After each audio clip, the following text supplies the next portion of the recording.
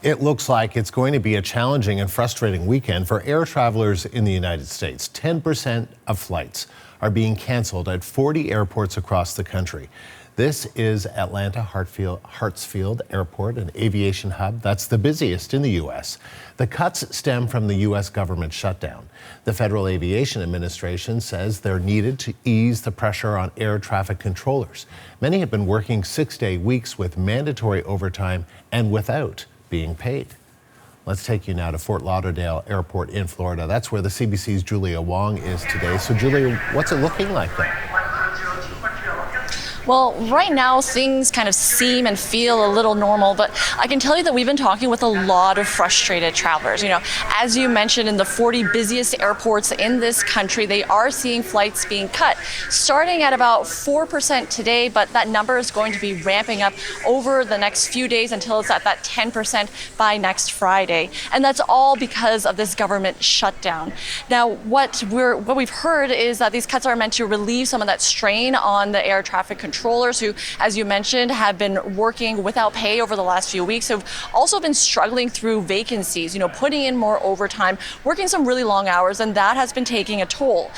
As a result, hundreds of flights from coast to coast in this country are being canceled, and travelers who we talked to here today, well, they're making contingency plans, but generally they're just angry about these flight disruptions. Take a listen.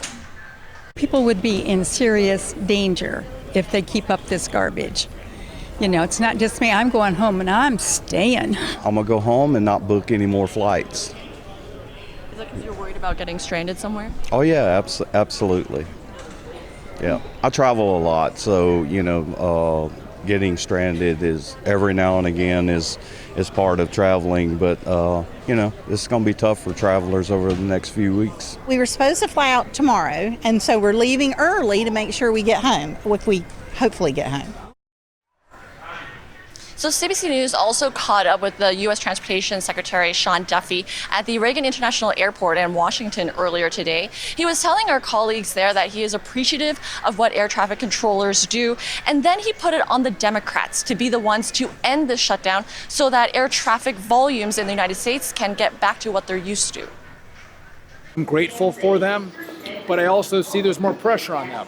And so I'm trying to reduce their pressure and make sure we keep the airspace safe. You ask me, is there any end in sight? That's a question for Democrats.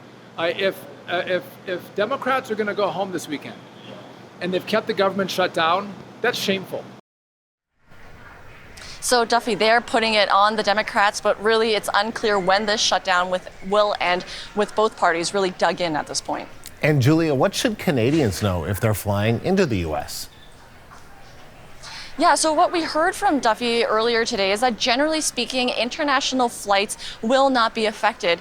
But where it gets sticky and a little bit tricky is if you're on a Canadian flight that's going into the U.S., but then you have to connect on a partner airline, that is where you could run into trouble. And obviously the same on the way back. If you're trying to leave the United States right now and you're on a partner airline, whether it's Air Canada or WestJet or otherwise, that is connecting in the United States before your final destination in Canada, that's where things could get complicated.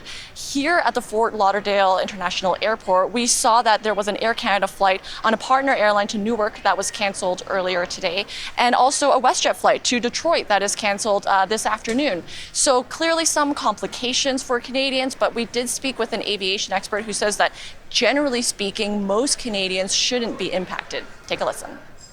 The airlines will decide which flights they want to cancel. Typically, they want to keep their most profitable flights running, which is our hub-to-hub locations, or long-haul flights connecting these 40 cities will stay. The international flights will stay. What will probably be up for cancellation or delay will be their smaller aircraft on regional flights.